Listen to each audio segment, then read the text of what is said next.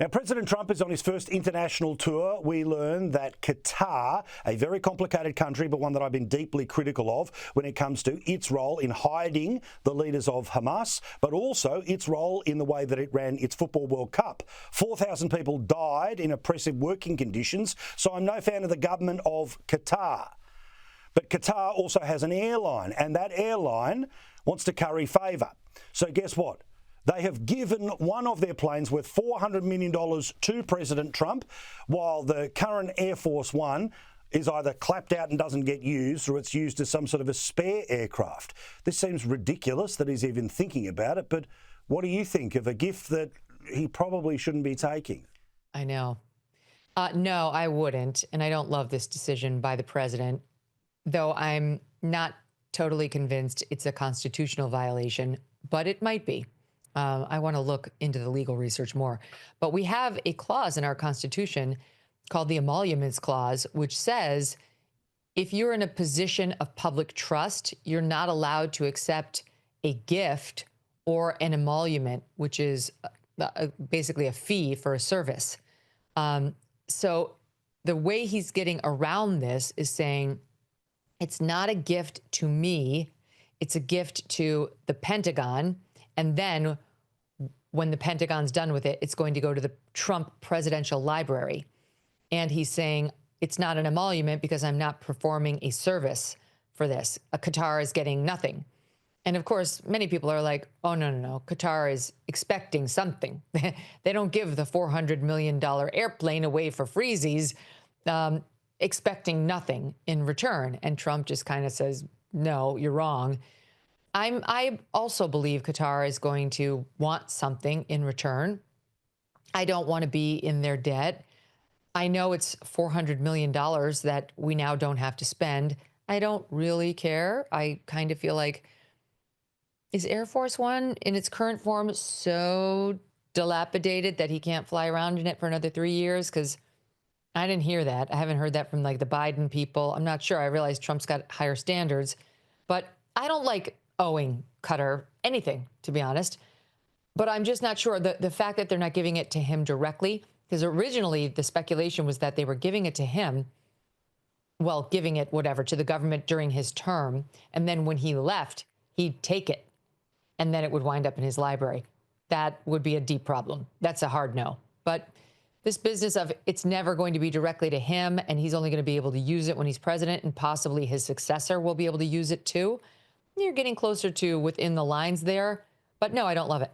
And the idea that the President of the United States is going to fly around in the plane that's been made by a foreign government, especially a potentially hostile one, is, how do they say it on the left? Deeply problematic. No, and it's a humiliation for Boeing. You know, Boeing has just been taking it on the chin over and over these days. But we contracted the government with Boeing during Trump's first term to make two versions of Air Force One. Apparently, there are two planes that go as Air Force One.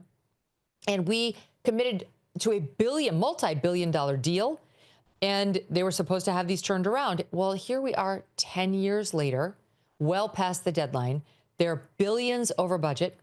The planes are not done. And they told President Trump they won't be done until 2035 at the earliest. That means it's not only will Trump not see it, his successor might not see it.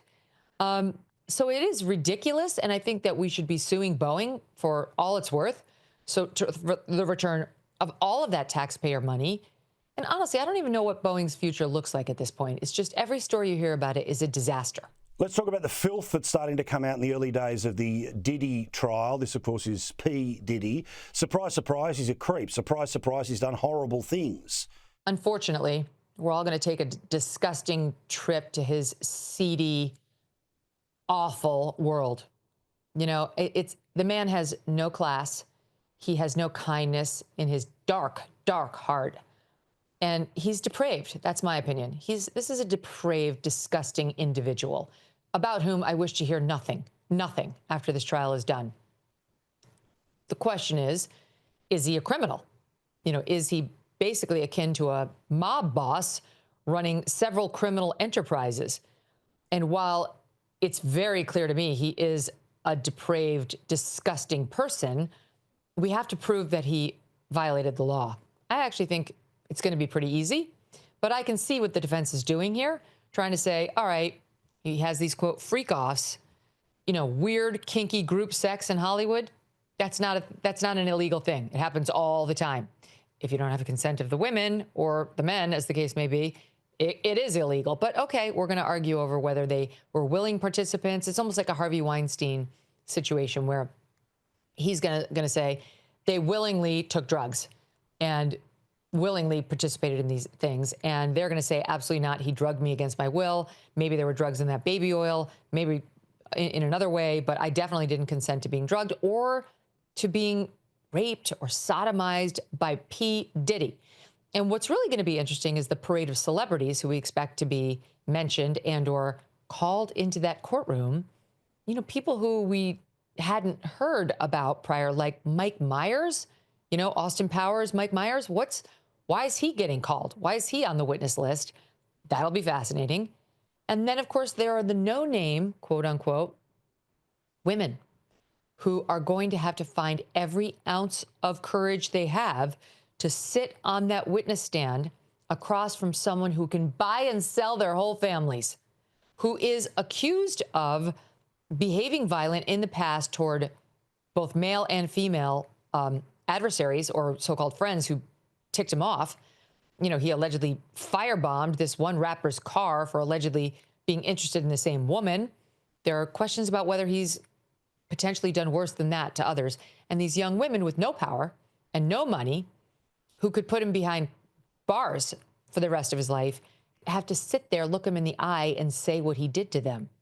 Now, that's going to be a very tall order. There's already been a question about whether one has bailed. They couldn't find this one witness late last week, and the prosecution wasn't sure whether she'd left, pieced out. And even if they don't piece out, will they stick by their stories on the stand? It's a very, very tall order.